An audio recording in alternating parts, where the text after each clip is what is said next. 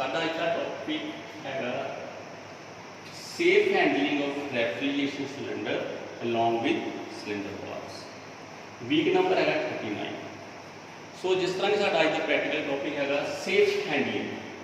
Safe handling means किसी चीज़ को साम के बरतना of refrigeration cylinder. Refrigeration cylinder की है एक सिलेंडर होंगे, सिलेंडर के विच रेफ्रिजरेंट आ। रेफ्रिजरेंट मीनस गैस आ। सिलेंडर के विच जिहड़ी गैस आ उन्होंने आपां किस सावधानी नाल वरतना, वो है safe handling of refrigeration cylinder along with cylinder valve. और सिलेंडर के ऊपर जो वाल्व होंदा उन्होंने ही आपां किस तरह सेफली यूज़ करना है। सो safe handling of refrigeration cylinder along with cylinder valve. Refrigerant का आप गल कर रहे हैं कि सिलेंडर च रेफ्रिजरेंट होंदा, बट रेफ्रिजरेंट है कि है टैक्नीकली आप रेफ्रिजरेंट बोलते हैं, बट मकैनिकली इन्होंने सिंपली गैस बोल देंगे हैं। सो रेफ्रिजरेंट मीनस रेफ्रिजरेंट है कि सिंपल सबस्टांस आ that absorb heat in one process and reject heat in other process. Means एक पासों हीट खिंचता तो दूसरे पासे छड्डदा। ठीक है। रेफ्रिजरेंट साडे कोल दो तरह के हैं, एक प्राइमरी एक सैकेंडरी। प्राइमरी है वो रेफ्रिजरेंट ने जोड़े आप directly take part in refrigeration mean जिस तरह गैसेज है रेफ्रिजरेंट है CFC SCFCS जोड़े पहला डायरैक्ट हैल्प करते हैं कूलिंग करने। सैकेंडरी है जो फस्ट आप कूल करते हैं, सैकेंड आप उन्होंने अगे फर्दर किसी चीज़ ठंडी करते हैं। जिस तरह आप पहला गैसेज को बर्फ जमाई फ्रिज और आप आइस को बाद आप फर्दर किसी चीज़ को कूल किया। सैकेंडरी आ गए वाटर एयर ब्राइन। ओके। सो रेफ्रिजरेंट साडे मेन हम पता होना चाहिए आप जिन्होंने चीज़ को सेफ हैंडल करने जा रहे हैं है ही है that is refrigerant means gas. Okay. Now हूँ आप सेफ हैंडलिंग करनी है। सेफ हैंडलिंग किस तरह करनी है उस तो पहला हम चाहिए जरूरी सेफ्टी इक्विपमेंट्स।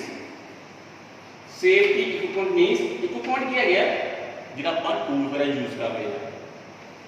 सेफ्टी की है जिस तरह कि साढ़े मकैनिक वर्कर इंडस्ट्रीज काम करते हैं, बच्चे घर काम कर जाते हैं, उसलिए सानू कोई भी इंसीडेंस हो सकता, कोई नुकसान हो सकता काम करते दौरान, उसमें आप अवॉइड करने आप सेफ्टी प्रिकॉशनस बहुत ही जरूरी है।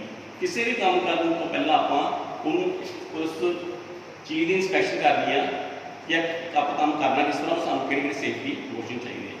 सो सेफ्टी इक्विपमेंट्स की है सब तो पहले आप यूज कर रहे हैं कि पर्सनल प्रोटेक्टिव इक्विपमेंट्स। सब तो पहले आप अपने आप को देखना कि आप अपने आप को किस तरह बचा के रखना। वो लिए सानू चाहिए प्रोटेक्टिव जैकेट,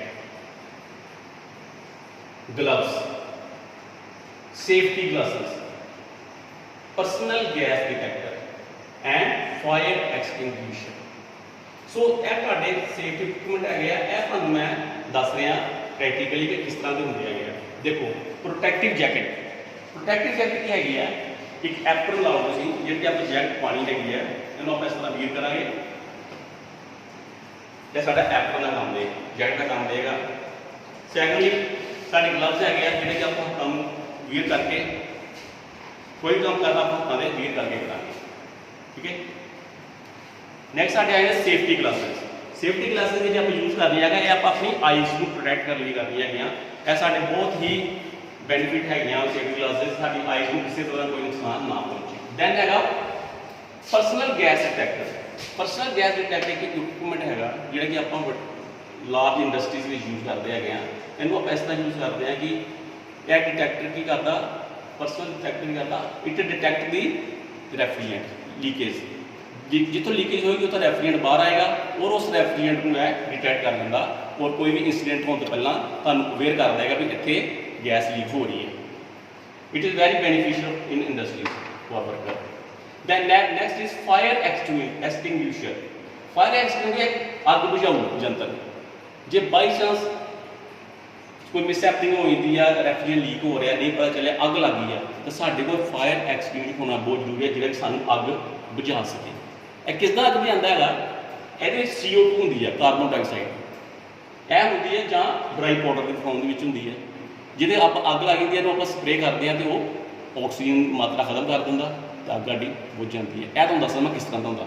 चलो सो जिस तरह मैं गल कर रहा फायर एक्सटिंग्विशर की यह साडा फायर एक्सटिंग्विशर जिहड़ा जिन्होंने आप कहते हैं अग बुझाऊ जंतर। जो अग लग जाती है अपन ਇਹਦੇ ਨਾਲ ਅੱਗ ਬੁਝਾਵਾਂਗੇ। ਜਿਸ ਤਰ੍ਹਾਂ ਇਹਦੇ ਉੱਤੇ ਲਿਖਿਆ ਹੈ ਦੇਖੋ, ਕਾਰਬਨ ਡਾਈਆਕਸਾਈਡ ਟਾਈਪ, ਜੋ ਤੁਹਾਨੂੰ ਦੱਸਿਆ CO2। CO2 ਮੀਨਸ ਕਿ ਇਹ ਅੱਗ ਨੂੰ ਬੁਝਾਏਗਾ, ਆਕਸੀਜਨ ਦੀ ਮਾਤਰਾ ਖਤਮ ਕਰ ਦੇਗਾ। ਇਹ ਪਾਊਡਰ ਫਾਰਮ 'ਚ ਵੀ ਹੁੰਦਾ। That's all. Personal protective equipment ਤੋਂ ਬਾਅਦ ਆਪਾਂ ਆਏ ਨੇ ਬੀਵੇਅਰ ਆਫ ਸੋਰਸ ਆਫ ਇਗਨੀਸ਼ਨ। ਆਪਾਂ ਧਿਆਨ ਰੱਖਣਾ ਵੀ ਕਿਸੇ ਤਰ੍ਹਾਂ ਵੀ ਆਪਾਂ ਕੰਮ ਕਰ ਰਹੇ ਹਾਂ ਉੱਥੇ ਅੱਗ ਨਾ ਲੱਗ ਸਕੇ, ਕਿਉਂਕਿ ਆਪਾਂ ਰੈਫਰੀਜਰੇਟਰ ਨੂੰ ਹੈਂਡਲ ਕਰ ਰਹੇ ਹਾਂ ਨਾ, ਸੇਫ ਹੈਂਡਲਿੰਗ, ਇਸ ਕਰਕੇ ਫਾਇਰ ਲੱਗਣ ਦੇ ਚਾਂਸਿਸ ਹੁੰਦੇ ਆ। ਸੋ ਕੀ ਹੈ ਕਰਨਾ ਆਪਾਂ, avoid dropping of cylinder and striking. ਆਪਾਂ ਖਿਆਲ ਰੱਖਣਾ ਕਿ ਸਿਲੰਡਰ ਸਾਡਾ ਡਿੱਗੇ ਨਾ, ਸੁੱਟਣਾ ਨਹੀਂ, ਇਹਨੂੰ ਆਪਾਂ ਚੁੱਕ ਨਹੀਂ ਮਾਰਨਾ, ਆਪਸ 'ਚ ਸਿਲੰਡਰ ਨਾਲ ਸਿਲੰਡਰ ਨਹੀਂ ਟਕਰਾਣੇ, ਉਹਦੇ ਨਾਲ ਸਿਲੰਡਰ ਬਲਾਸਟ ਹੋ ਸਕਦੇ ਆ, ਕੋਈ ਮਿਸਹੈਪਨਿੰਗ ਹੋ ਸਕਦੀ ਹੈ। Next is provide caps for valve protection. ਜਿਹੜਾ ਸਾਡਾ ਰੈਫਰੀਜਰੇਟਰ ਸਿਲੰਡਰ ਆ ਉਹਨੂੰ ਵਾਲ ਲਗਾ ਕੇ ਰੱਖਣਾ, ਉਹ ਤੁਹਾਨੂੰ ਮੈਂ ਦੱਸਣਾ ਨਹੀਂ। ਸੋ ਜਿਸ ਤਰ੍ਹਾਂ ਤੁਹਾਨੂੰ ਮੈਂ ਦੱਸਿਆ ਕਿ ਸਿਲੰਡਰ ਹੈ, ਸਿਲੰਡਰ ਦਾ ਵਾਲ ਨੂੰ ਕੈਪ ਲੱਗਣੀ ਚਾਹੀਦੀ ਹੈ। ਇਹ ਸਾਡਾ ਰੈਫਰੀਜਰੇਟਰ ਸਿਲੰਡਰ ਹੈ, ਇਹਦਾ ਜਿਹੜਾ ਉੱਪਰ ਵਾਲਵ ਹੈਗਾ ਇਹ ਹਮੇਸ਼ਾ ਕੈਪ ਲੱਗੀ ਹੋਣੀ ਚਾਹੀਦੀ ਤਾਂ ਕਿ ਗੈਸ ਲੀਕ ਨਾ ਹੋ ਸਕੇ। ਓਕੇ, ਸੋ ਨੈਕਸਟ ਹੈਗਾ ਪਲੇਸ ਦਾ ਸਿਲੰਡਰ ਹੋਰੀਜ਼ੈਂਟਲੀ। ਆਪਾਂ ਹਮੇਸ਼ਾ ਆਪਣੇ ਰੈਫਰੀਜਰੇਟਰ ਸਿਲੰਡਰ ਨੂੰ ਹੋਰੀਜ਼ੈਂਟਲ ਪੋਜੀਸ਼ਨ 'ਚ ਰੱਖਣਾ, ਵਰਟੀਕਲੀ ਨਹੀਂ ਰੱਖਣਾ। ਨੈਕਸਟ, ਨੈਵਰ ਸਟੋਰ ਨੀਅਰ ਦਾ ਹਾਈ ਫਲੇਮੇਬਲ ਸਬਸਟੈਂਸ। ਜਿੱਦਾਂ ਕਿ ਸਾਡੇ ਰੈਫਰੀਜਰੇਟਰ ਸਿਲੰਡਰ ਦੀ ਗੈਸ ਹੈਗੀ ਆ, ਸਾਨੂੰ ਸਿਲੰਡਰ ਨੂੰ ਕਿਸੇ ਵੀ ਅੱਗ ਯੰਤਰ ਦੇ ਲਾਗੇ ਨਹੀਂ ਲੈ ਕੇ ਜਾਣਾ, ਉਹਦੇ ਨਾਲ ਅੱਗ ਲੱਗਣ ਦਾ ਖਤਰਾ ਹੋਵੇਗਾ, ਸਾਨੂੰ ਨੁਕਸਾਨ ਹੋਵੇਗਾ। ਨੈਵਰ ਮਿਕਸ ਡਿਫਰੈਂਟ ਗੈਸਿਸ ਇਨ ਏ ਸਿਲੰਡਰ। ਇੱਕ ਸਿਲੰਡਰ ਵਿੱਚ ਆਪਾਂ ਇੱਕ ਹੀ ਗੈਸ ਸਟੋਰ ਕਰ ਸਕਦੇ ਹਾਂ, ਕਦੀ ਵੀ ਉਹਦੇ ਵਿੱਚ ਦੋ ਗੈਸਾਂ ਸਟੋਰ ਨਾ ਕਰੋ। ਦੋ ਗੈਸਾਂ ਸਟੋਰ ਕਰਨਾ ਸਿਲੰਡਰ ਬਲਾਸਟ ਵੀ ਹੋ ਸਕਦਾ, ਕੋਈ ਮਿਸਹੈਪਨਿੰਗ ਹੋ ਸਕਦੀ ਹੈ। Switch off electrical switch. Electrical switch ਨੂੰ ਹਮੇਸ਼ਾ ਬੰਦ ਰੱਖੋ ਕੰਮ ਕਰਦੇ ਦੌਰਾਨ। ਜੋ ਸਿਲੰਡਰ ਆਪਾਂ ਖੋਲ੍ਹਦਿਆਂ ਨੂੰ ਗੈਸ ਬਾਹਰ ਆਉਂਦੀ ਆ, ਸਵਿਚ ਬੰਦ ਰੱਖੋ। ਡੂ ਨਾਟ ਸਮੋਕ ਇਨ ਔਰ ਨੀਅਰ ਦਾ ਵਰਕ ਏਰੀਆ। ਕੰਮ ਕਰਦੇ ਦੌਰਾਨ ਜਿਸ ਕਮਰੇ 'ਚ ਕੰਮ ਕਰ ਰਹੇ ਹਾਂ ਉੱਥੇ ਕਦੇ ਵੀ ਸਮੋਕ ਨਾ ਕਰੋ, ਸਿਗਰਟ ਨਾ ਪੀਓ। ਵਰਕ ਏਰੀਆ 'ਤੇ ਕੰਮ ਕਰ ਰਹੇ ਹਾਂ ਤਾਂ ਬਿਲਕੁਲ ਵੀ ਸਿਗਰਟ ਨਹੀਂ ਪੀਣੀ, ਜੇ ਕੋਈ ਪੀ ਰਿਹਾ ਉਹਨੂੰ ਬਾਹਰ ਕੱਢ ਦਿਓ। Secondly, do not overfill the cylinder. Cylinder ਨੂੰ ਕਦੀ ਵੀ ਆਪਣੇ ਓਵਰਫਿਲ ਨਾ ਕਰਕੇ ਰੱਖੋ। ਜੇਕਰ ਕਿ ਆਪਾਂ ਸਿਲੰਡਰ ਨੂੰ ਓਵਰਫਿਲ ਕਰਾਂਗੇ ਤੇ ਉਹ ਬਲਾਸਟ ਹੋਣ ਦਾ ਖਤਰਾ ਹੁੰਦਾ ਹੈ। तो सिलेंडर ब्लास्ट कितना होता है, सिलेंडर ब्लास्ट कितना होता है, टेंपरेचर देखो सिलेंडर का कितना है, कितना ब्लास्ट होता। जेकर कि इफ जेकर आप लेट सपोज करते हैं टेंपरेचर 21 डिग्री है तो सानू चाहिए सिलेंडर 75% फिल करना, क्योंकि जेकर कि टेंपरेचर राइज होता 21 to 38 चले जाता तो साडा जिहड़ा 75% गैस हैगी आ वो 80% सिलेंडर विच हो जानी है।